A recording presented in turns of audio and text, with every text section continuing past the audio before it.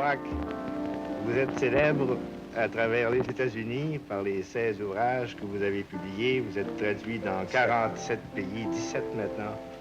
Vous êtes traduit dans 47 pays, c'est bien 47? Oui, 16 langues. 16 langues. Pour les Canadiens français qui vous connaissent, vous demeurez quand même si vous ne le voulez pas, Franco-Américain. Vous êtes celui qui est né à Lowell, dans le Massachusetts, de parents canadiens-français. Et avant de parler de votre carrière d'écrivain et comment vous y êtes venu, nous aimerions savoir ce que c'était que l'enfance d'un Franco-Américain à Lowell. Comment ça s'est passé? Quelle sorte de famille vous aviez? Votre père, votre mère, vos frères, vos sœurs? À Lowell, on avait des petits quartiers canadiens. Oui, ce qu'on appelle les Little Canada? Non, ça, c'était les tenements. Mais Petit Canada était un, oui. On ne restait pas là, l'autre bord de la rivière. Puis c'était pareil comme rester au Canada. On mangeait des cortons, des tourquets. Rentre pas trop tard, hein? Tu sais que j'ai peur quand je suis toute seule. Appelle petit Jean, il est dans la cour avec son petit chat. Il est là qu'il a à se coucher, là. T'en fais pas, ma petite Angie. Je serai rentré avant 11 h. On a reçu une grosse commande. Elle est arrivée un matin. Manuel m'attend.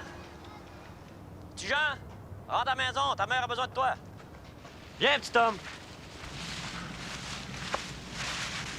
As-tu pris ton bain? Oh, demain, si je suis sale. Laisse faire. Tu me feras des cartons si t'as le temps. Qu'est-ce que faisait votre père? Imprimeur. Il imprimait quoi? Des cartes, puis des petits papiers de semaine, de politique.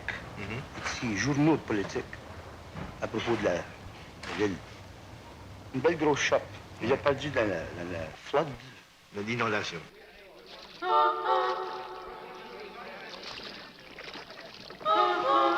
In gray afternoon, my mother and I took a walk to see why there was no school. My mother held my hand. There was something gloomy in the scene, like the crisis of the 1930s. The air was gray, and it smelled of disaster. My goodness, Tijan, look at the big flood that's going to happen.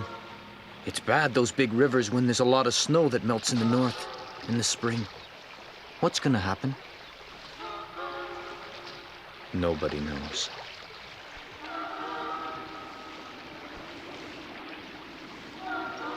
No one knew, Jack, that the river would rise so high that day it would flood your life and force you onto the road to adventure and unlikely illumination. A road one can easily imagine ending in Florida, October 21st, 1969, after which you returned to Lowell forever. Lowell, that New England town, a place of so many dreams, so much disappointment.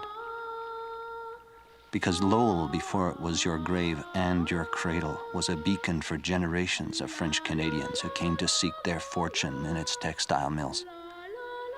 But for many, as you know, the dream faded fast.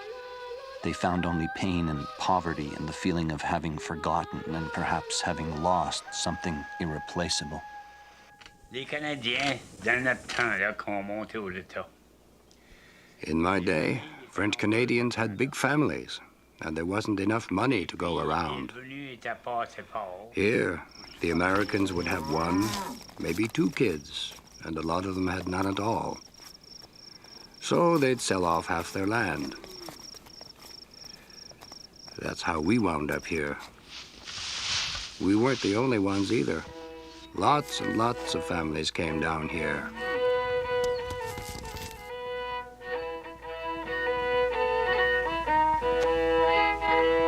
Quand j'ai parti du Canada pour m'en aller dans les États,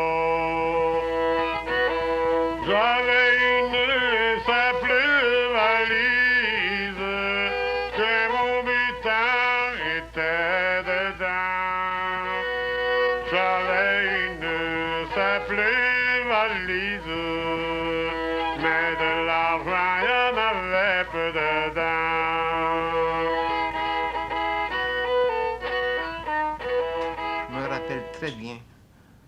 qu'un matin très tôt, on entend frapper à la porte. I remember very well early one morning. There was a knock on the door, and my mother went to answer. Tout étonnée, elle voit There was her cousin, Adela Ricard, from Trois-Rivières, standing at the door. Trois-Rivières. How did you get here, she says. As-tu pu faire pour te rendre jusqu'ici? Ah, je suis ici avec ma gang. On a eu ben de la misère. I brought the whole family. Quelqu'un qui vous connaissait. We had a tough time, but somebody knew you and brought us here. Pourrais-tu trouver Listen, Josephine, could you find room for us here tonight? Because we don't know where to go. Mon père était My father was happy to help our cousin find work, and in no time my cousin learned all about weaving. qui n'a pas tardé à connaître le tissage. Et ça, ça a été And it was like that for countless French Canadians who would show up without warning, des gens qui arrivaient du Canada with no skills sans aucune préparation and no et money. sans argent. Et il y a eu là une aide extraordinaire entre les People helped each other out incredibly. mon Dieu, le bonhomme qui And after avait that, 5 ou 6 enfants, well, the guy who showed up with 5 or 6 kids, well, maybe 3 or 4, even 5 of them, since we started working at 12, ça prenait would have a job. généralement une année ou deux It generally took a year or two to adapt. convenable. La première journée qu'on a été à l'école anglaise, mon frère et moi, on n'a jamais entendu parler un mot anglais. We'd never heard a word of English in our life when Father dropped me and my brother off at school that first day. The other kids come up to us and start talking. I don't understand a word they're saying. All of a sudden, my brother says to me, "Wilfred, how come they don't talk like us?" I don't remember saying a word all day, but you know how kids fit in. That's how I picked it up. But neither me nor my brother had ever heard a word of English before, and it really took us by surprise. Vous aviez des frères, des sœurs. J'avais une sœur, Caroline, puis un frère, Gérard. Ils ont tous les deux morts. Hey, ben, qu'est-ce qu'ils ont à rire? C'est lui qui demande les questions. Excuse-moi, monsieur. Puis, Vous êtes allé à l'école française? oui, Saint-Louis-de-France. Je parlais pas l'anglais avant j'avais 6 ans. Vous n'avez pas appris l'anglais avant l'âge de 6 ans? Oui. Ça veut dire que dans votre famille, on ne parlait pas anglais? On parlait français dans la cabane, dans la maison. Est-ce que votre père était né? Léo Alcide Kerouac. Hein? Il est né, Léo Alcide Kerouac. Où est-ce qu'il est né? Dans la province de Québec? Non, il est né à Saint-Hubert, en dehors de Rivière-du-Loup. Oui, dans la province de C'est Québec. Misquopa. Émile Alcide Kerouac, born in upriver St. Hubert, Canada, in 1889. I can picture the scene of his baptism at some wind-whipped country crossing Catholic church, with its iron-spiked church spire high up, and the paisans all dressed up. The bleak font, brown or yellow likely, where he is baptized, to go with the color of old teeth in this wolfish earth. Forlorn, the plains of Abraham. I can see all the kinds of Kerouacs that must have been there that 1889 day. Sunday, most likely, when Émile Alcide was anointed for his grave, his statuesque and beauteous sisters in endless fold draperies, designed by Montreal couturiers. The mystery there for me of Montreal, the capital, and all French Canada, the culture, out of which came the original potato paternity that rioted and wrought us, the present family kids of Émile. I can see the baptism of my father in St. Hubert. The horses and carriages, an angry tug at the reins. A whole story in itself, the story of Émile, his mad brothers and sisters, the whole troop coming down from the barren farm to the factories of the USA. Their early life in early Americana, New Hampshire, of pink suspenders, strawberry blondes, barbershop quartets, popcorn stands with melted butter in a teapot, and fistfights in the Sunday afternoon streets between bullies and heroes. Tous les soirs, sur une grande véranda de la maison où j'habitais, où il y avait... Where I lived, every night the men would get together and play checkers, Les hommes play cards, se réunissaient and talk about Canada. d'étage en étage pour jouer au There were 40 apartments, and there'd be groups on every floor. That's how I heard about Wilfrid Laurier, about Borden, who we hated. And then, a little later, we discussed Henri Bourassa. Listening to these men, quite a few of them were getting on, I heard all about the political problems of the period.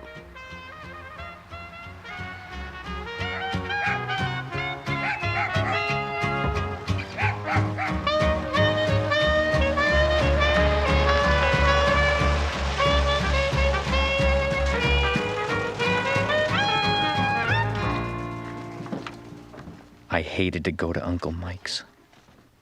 Uncle Mike, Blyazasting legal medical tea, and his afternoons of gloom special meditation, brooding by brown window drapes. Sadness. He was an extremely intelligent man, remembered whole spates of history, talked at great length with his melancholy, rasping breath about the beauties of the poetry of Victor Hugo. Poet Mike was the saddest Kerouac in the world. That is very sad. I saw him cry countless times. Napoléon était un homme grand. Aussi, le général Montcalm à Québec. Tant bien qu'il a perdu.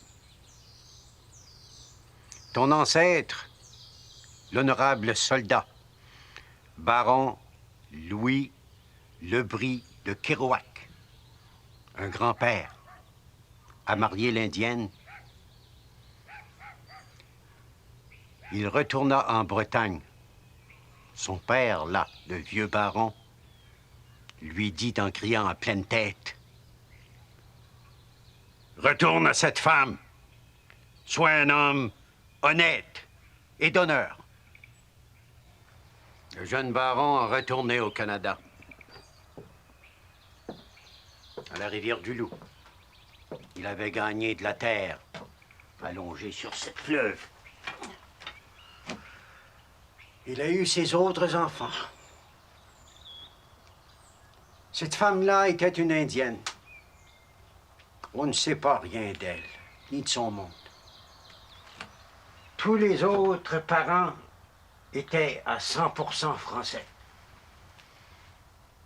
Oh, les pauvres Kerouac, qui meurent toutes, enchaînés par le bon Dieu pour la peine. Peut-être l'enfer.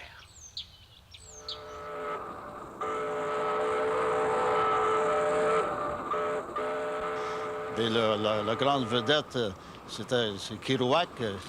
But the real star was Kerouac, Jack Kerouac. I knew him very well. He was a real Franco-American. You know, he never denied his heritage. He wrote in English, but his books are all translated. And he always spoke of Franco-Americans and Lowell. And he really liked coming back here. He was fascinated by the mysteries of life, by religion, and he saw God everywhere.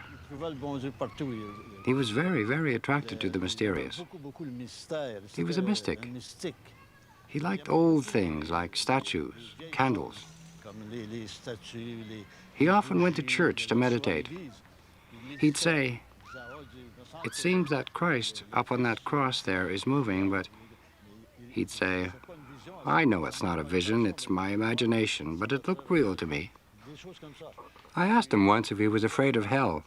He drank a lot, you know. No, he said. I think about heaven. I don't think about hell. I think about heaven. I'm going there to see my little brother Gérard.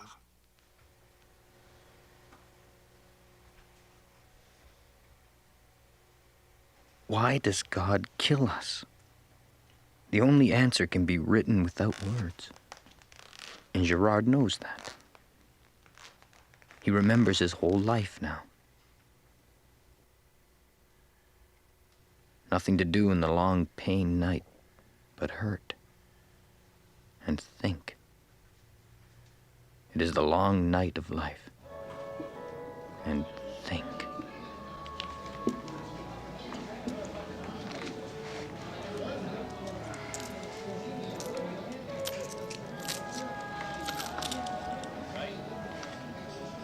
Bois, Émile.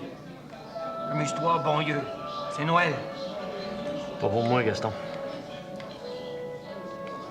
Avec mon petit Gérard au lit, ça sera pas un bien beau Noël. God. Ah, il a déjà été malade avant. Oui, mais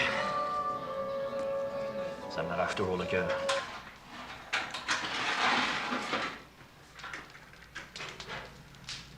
For the first 4 years of my life, while he lived, I was not Jean Kerouac.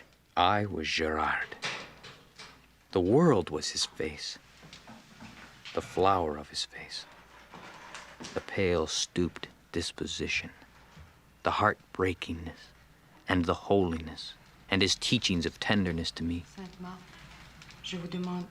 And my mother constantly reminded me to pay attention to his goodness and advice. Que je ferai brûler chaque mardi.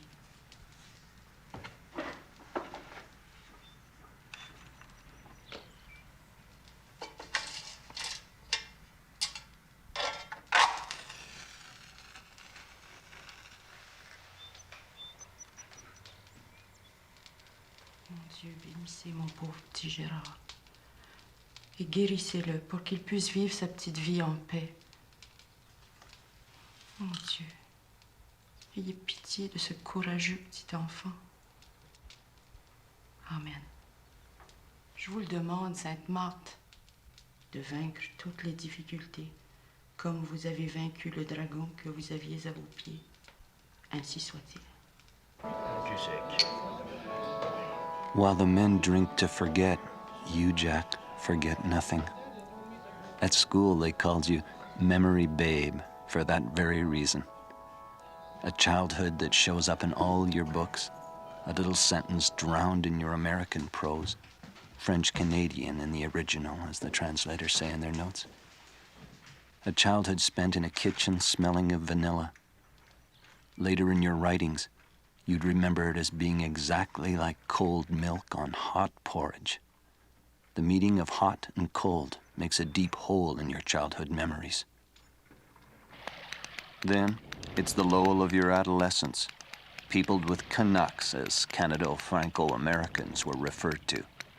Joe Fortier, Billy Artaud, Jean Plouffe, Albert Lauzon, Scotty Bolduc. The crowd you'd meet on Phoebe Street, Lupine Road, and downtown, at the Keith Theater, in the grottos of Pawtucket, or on the Moody Street Bridge, where you and your mother saw a man die. The Lowell of the mills that shut down one by one in the Depression of the 30s, leaving the city in the hands of the evil Dr. Sachs. But now, on the eve of the Second World War, the time to leave Lowell has come. Your dream? To become a writer. But first to get out, find a scholarship, go to the city, to university, leave. But it's not that easy. Fortunately, there's sport. Football, a brutal sport, as American as apple pie. A long, dangerous path avoiding tackles along the way leads you from the vacant lot of the Dracut Tigers to the university stadium. You were 20 years old, and your most ardent desire, as you put it later, was to end up on a campus somewhere, smoking a pipe and wearing a cardigan. Football allowed you to mingle with winners of all types, the kind of people America cherishes.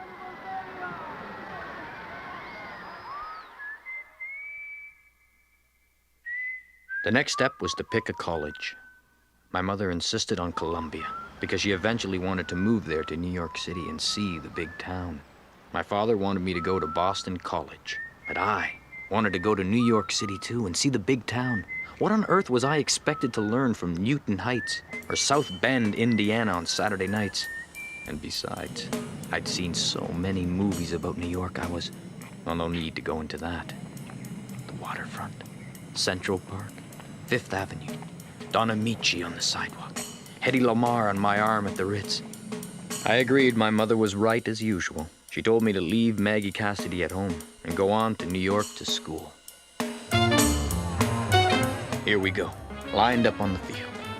On the sidelines, I see that Coach Lou Libble is finally there to give me the personal once-over.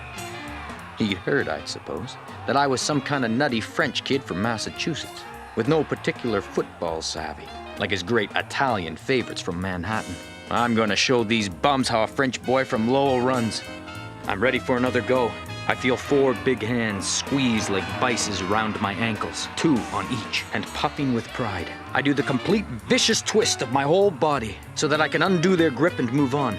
I do the complete turnaround twist and hear a loud crack, and it's my leg breaking. Then one Sunday, I came walking out of the Royal Theater, all elated because I had just seen Orson Welles' Citizen Kane, and by God, what a picture. I wanted to be a genius of poetry and film, like Wells. I was rushing home to figure out a movie play. It was snowing and cold. I heard a little boy rush up with a newspaper yelling, "Japs bomb Pearl Harbor! War declared on Japan and Germany!"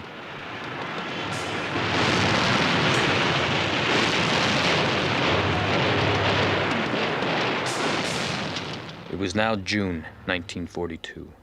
With a little black bag containing rags and a collection of classical literature, weighing several ounces in small print, I'd walked by a little white fence near my mother's house on my way to the North Pole.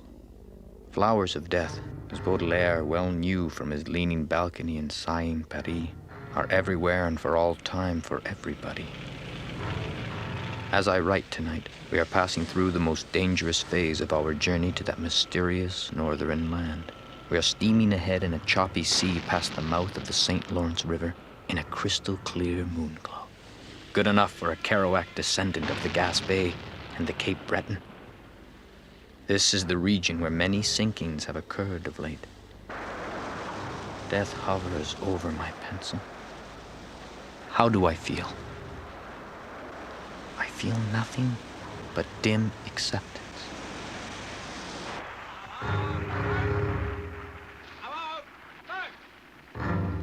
Well, I didn't mind the 18-year-old kids too much, but I did mind the idea that I should be disciplined to death, not to smoke before breakfast, not to do this, that, or that. I was disgusted. Suddenly, I lay my gun down into the dust and just walked away from everybody forevermore. I was a freshman at Columbia University, and I had moved into the 7th floor of the Union Theological Seminary during the war when there were no dormitories for the students because they were occupied by Navy trainees. And a friend who was nearby in the same dormitory, down the hall, Lucian Carr, told me that he'd met this poet, since I was a poet, sailor, novelist, who'd written a book called The Sea Is My Brother. At least I think he mentioned the name. And I met him at the bar and gave me his address. So I went over there to visit him, knocked on the door, a couple of flights near Columbia in an apartment house. He was eating breakfast. He opened the door with a t-shirt, a white t-shirt, looking very neat, just taking a bath, hair combed, very beautiful looking, young, handsome. And I said, wow, a poet, good looking like that? Because I hadn't read Rimbaud yet. So we sat down and talked about the ocean, sailing, poetry. Or the next time I can remember, I was moving from that house to a little apartment hotel. And after I'd removed all my belongings and taken away my books, and went back to get the last bags or whatever, sheets. And as I closed the door, I said, goodbye, door. And I looked down the hall and said, goodbye, hall. And goodbye, step number 1, goodbye, step number 2. I began counting the steps and saying goodbye to them. And Kerouac said, oh, do you do that too? He said, you also do that. And it seems that we both had the same idea that being alive was saying goodbye, in the sense that our existence is so brief, as we understood it, that it becomes more poignant, more emotionally rich, knowing that it's like a dream that is already finished, as Kerouac once said. Life is a dream already over. Tu vas? New York. T'arrives pas à t'en sortir, hein? Is there any reason why I shouldn't see them? Je sais pas. Je pense seulement que tu devrais te faire de meilleurs amis. C'est tout. I only mean that these guys in New York have more on their minds. They're smarter in some ways, more interesting in some ways. You might say modern. You can't expect me to do the same things you did. Tu te tiens avec une bande de drogués. Du monde croche.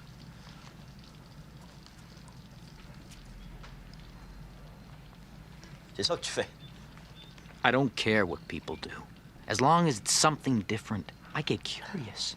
Ever since I can remember, you've been telling me what not to do, but you never did tell me what to do. J'ai vécu plus longtemps. Je sais ce qui est bon pour toi. Si tu continues, tu finiras drogué. Un bum, un trimble, pas mieux que la gang que tu fréquentes. On dirait que t'as aucun sens de l'honneur. Tout ce qu'on t'a montré, ta mère et moi, est disparu, tordu dans ta tête. Puis ça me fait mal, maudit démon. Ça me fait mal. Je suis ton père, moi. Puis je me demande ce qui va t'arriver. Maybe it's just another way of saying I'm a no-good bum. So I drink. All right. I have my reasons. What's the great thing we're supposed to be living for now, anyway? What's the great faith, hope, and charity of the age that's been dumped on our heads? Ta mère et moi. Toute ta famille. Son monde à elle, aussi stupide qu'ils peuvent être. Puis mon monde à moi. On a tout le temps travaillé. On a toujours cru dans le travail pour vivre. Et vivre de vraie vie. C'est ce qu'on peut dire en général de ce pays ici. Ou du moins, c'est ça qu'on... C'est comme ça que c'était. Ce pays ici. Ça veut plus rien dire pour vous autres, les jeunes. C'est juste un grand espace stupide où vous vous a donné à crier puis à faire les fous. C'est tout. And yet, children and fathers should have a notion in their souls that there must be a way, an authority, a great knowledge, a vision, a view of life, a proper manner, an order in all the disorder and sadness of the world. That alone must be God in men.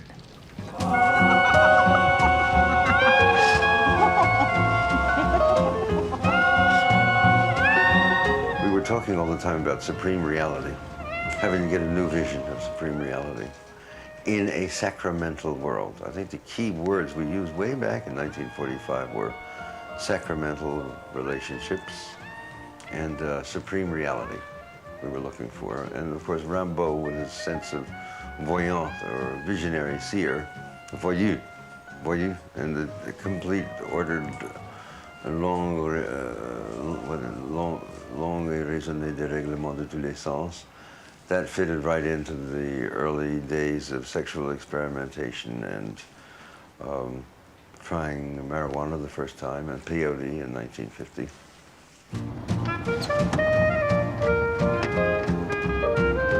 Oh, well, it was time for me to hit that old drunken waterfront seaman and the eventual road hobo trail. And at the same time, keep up my studies and solitary writings. I hadn't learned anything in college that was going to help me be a writer anyway. And the only place to learn was in my own mind, in my own real adventures, an adventurous education. an educational adventuresomeness. Name it. The Beat Generation were really not from San Francisco at all. They were New York carpetbaggers, or in the case of Kerouac, he was at Columbia University with Ginsberg. And Gregory Corso was from New York, off the streets in New York. I was from New York. But it was a sort of a westward migration after the Second World War, which all came to a head here. There was no literary nothing had focused after the Second World War. As far as the literary world went in the United States, it took almost 10 years for a new literary scene to become synthesized in America after the Second World War.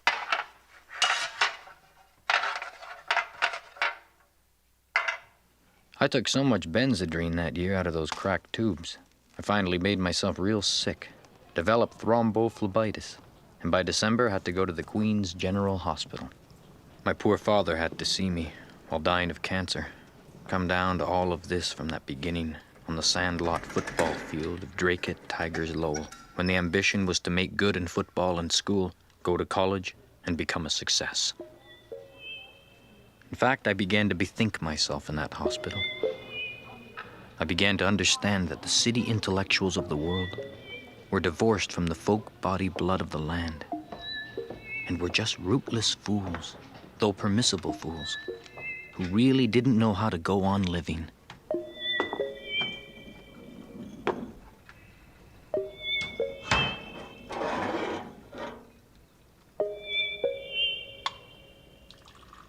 My father never yelled out in pain.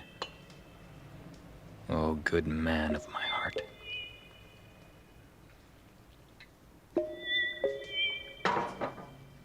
Then, one morning after we had an argument about how to brew coffee, and the doctor came again to drain him. Oh, nature, go drain yourself, you evil bitch. He just died in his chair right in front of my eyes. And I looked at his face in pouting repose and thought, you have forsaken me, my father. You have left me alone to take care of the rest, whatever the rest is. He'd said, take care of your mother, whatever you do. Promise me. I promised I would, and have. I went back to Ozone Park with Ma. She did her spring house cleaning. The old man gone, clean the house, drive the Celtic ghosts out.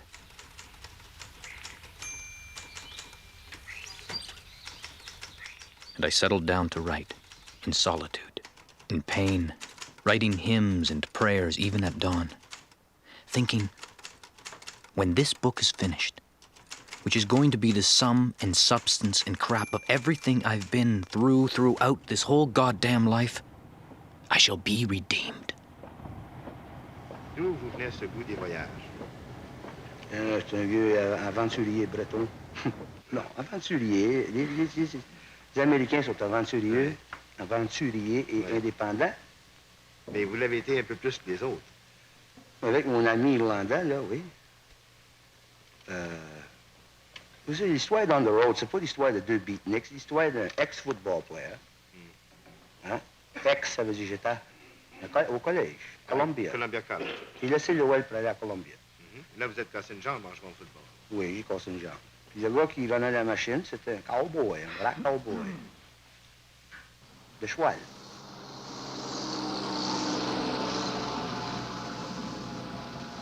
A western kinsman of the sun, Dean. Although my aunt warned me he would get me in trouble, I could hear a new call and see a new horizon and believe it at my young age. And a little bit of trouble, or even Dean's eventual rejection of me as a buddy, putting me down, as he would later, on starving sidewalks and sick beds. What did it matter? I was a young writer and I wanted to take off. Somewhere along the line, I knew there would be girls, visions, everything. Somewhere along the line, the pearl would be handed to me. C'était notre rêve à nous, ça, avant que ça soit le rêve des It was our dream long before it was an American dream. The English who settled in the States were scared. They huddled by the water for a long time before they cautiously headed inland. Even when you read Fenimore Cooper, he hasn't got further than Tennessee.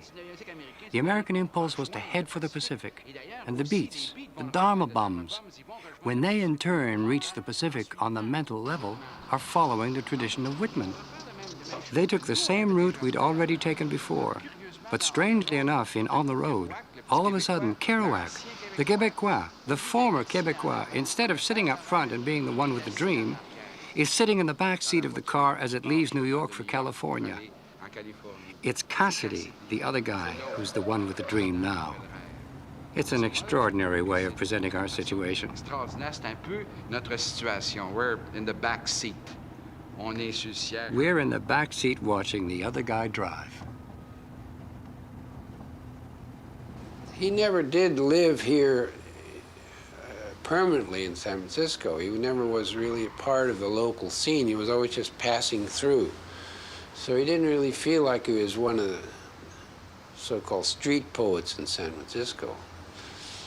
When he was here, he was working on the railroad, and he was living in a beat-up old hotel down by the train station. And he didn't hang around here in North Beach very much. He was in the Vesuvio's bar here next door, which hasn't changed at all, by the way. Si on a le mouvement qui est la liberté, il débouche quand même avec the Dharma bums. If freedom is movement, then it finds its logical conclusion with the Dharma bums and the freedom of non-movement. We leave New York and end up in San Francisco. We make it all the way to California under the sun, and once we're there, all of a sudden we discover something there that looks like another type of sun. And we find out that it's Japan. And in Japan, they say, to be free, you mustn't move. To be free, you have to sit and meditate. And Kerouac gives voice to and bears witness to all this movement. And it was this spiritual search leading to the Orient, which started as a movement after the war here and in Europe to try to create a different spirituality, that would become the sexual, moral, and social revolution of the 60s. But, confronted with it all, we sense a sudden stiffening of attitude in Kerouac. He's drunker than usual. He tries to find an answer in alcohol that alcohol can't give him. He wanders back and forth, going nowhere, and I don't believe it was enough to allow him to continue writing. Writing was behind him. He was condemned to wander aimlessly from then on.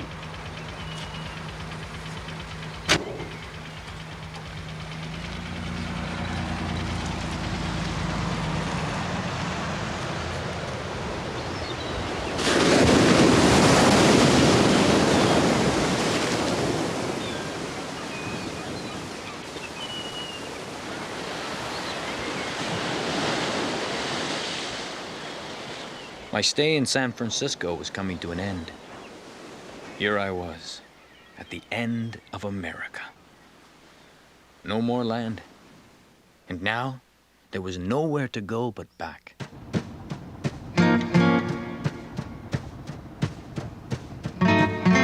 And before me was the great, raw bulge and bulk of my American continent.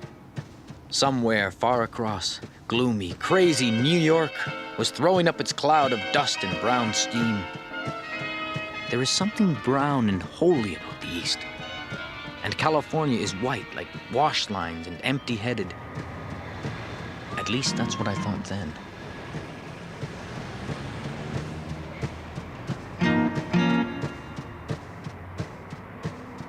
Votre premier roman, The Town and the City, vous avez pris 3 ans pour l'écrire. On the Road, vous avez pris 3 semaines pour l'écrire. Ben, j'ai découvert la manière spontanée. Oui, spontanée. La prose spontanée de Jack Kerouac, c'est ça. C'est sa marque. Quand tu commences une histoire, puis tu vas dans une bar, puis tu commences une histoire avec des hommes, tu n'arrêtes pas pour effacer, hein? Tu continues.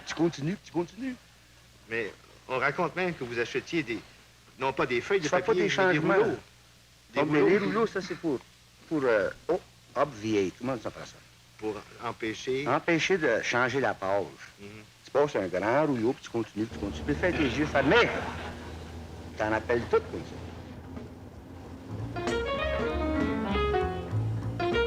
Your road stretches out, Jack, like an endless flight. It won't end in Mexico or Morocco or on that mountain of desolation where you wanted to become a Buddhist.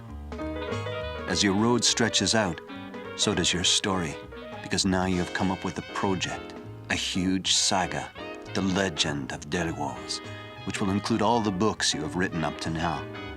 The legend of Jack Kerouac. Your road finally ends in '58. The time has come to return to the city. On the Road will be a phenomenal success, due in large part to Gil Milstein's famous review in the New York Times. The only people for me are the mad ones. The ones who are mad to live, mad to talk, mad to be saved, desirous of everything at the same time.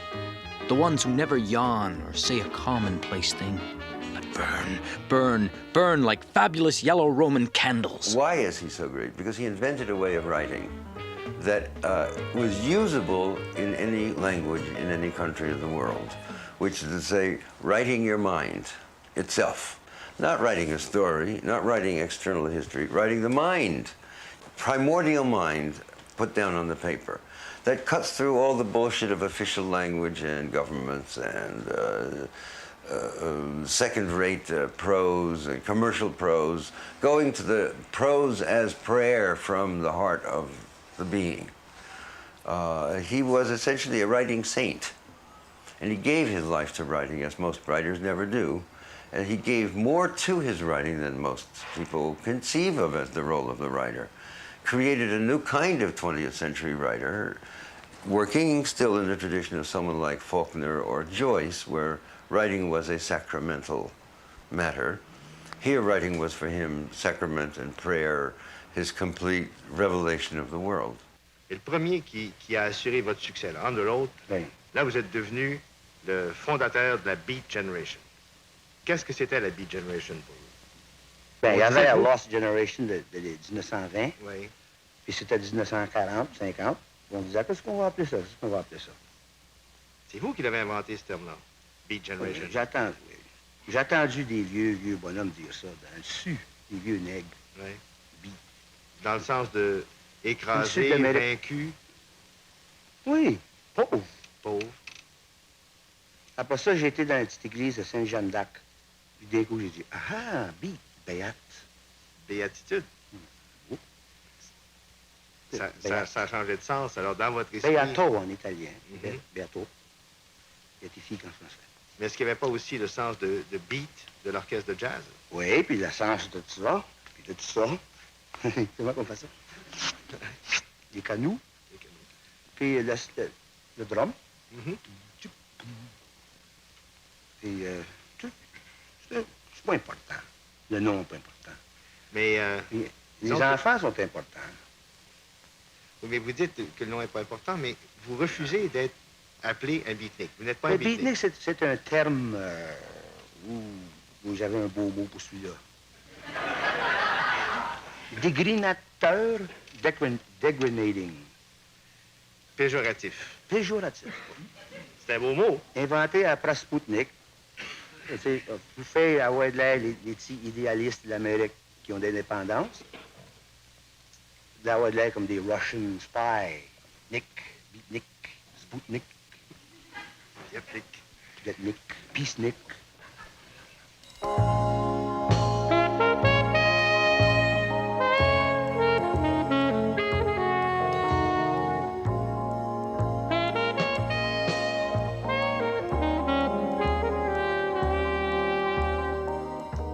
At lilac evening I walked, with every muscle aching, among the lights of 27th and Welton, in the Denver colored section, wishing I were a Negro, feeling that the best the white world had offered was not enough ecstasy for me, not enough life, joy, kicks, darkness, music, not enough night.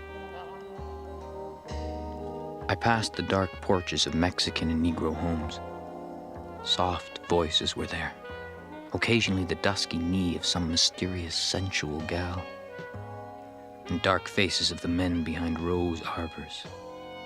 Little children sat like sages in ancient rocking chairs. A gang of colored women came by, and one of the young ones detached herself from mother-like elders. It came to me fast. "Hello, Joe." Suddenly saw it wasn't Joe and ran back, blushing. I wished I were Joe. I was only myself, Sal Paradise, sad strolling in this violet dark, this unbearably sweet night, wishing I could exchange worlds with the happy, true-hearted, ecstatic Negroes of America.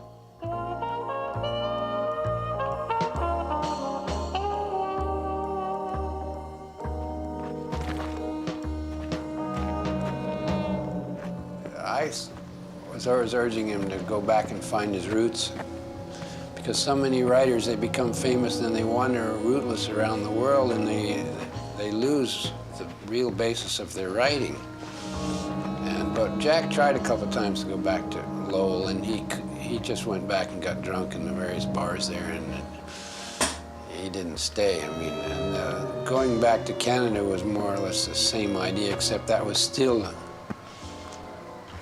too much further away.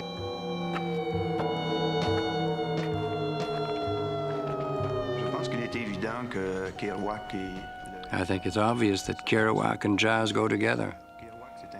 Kerouac is a free writer. He's a writer who knows no restrictions, no obstacles, who doesn't want to accept them, at least.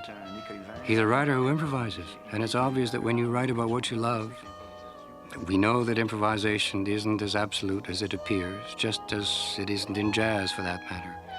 Jazz musicians who improvise night after night have musical reference points. They know how far they can go.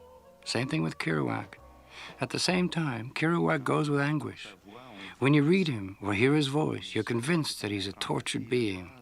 And jazz, I've always believed that jazz and blues, that the finest examples of jazz and blues show that this music is about suffering.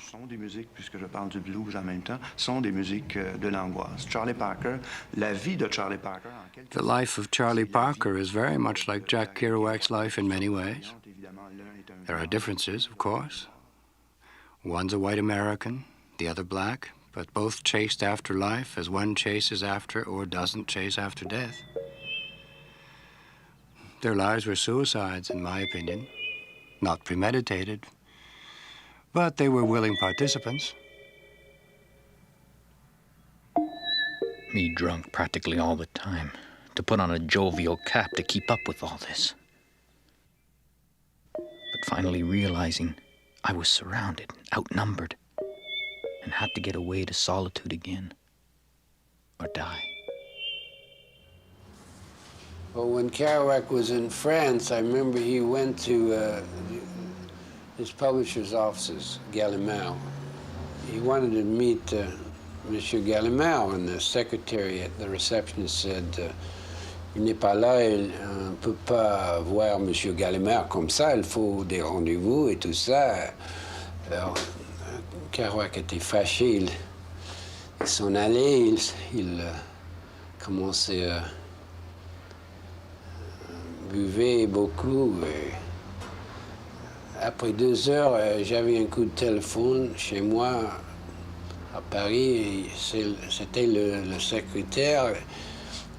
Elle voulait savoir où est Monsieur Kerouac, parce que Monsieur Gallimard est très, très fâché, parce que nous n'avons pas laissé Monsieur Kerouac entrer. Où est-il? Et comme ça, mais c'était trop tard.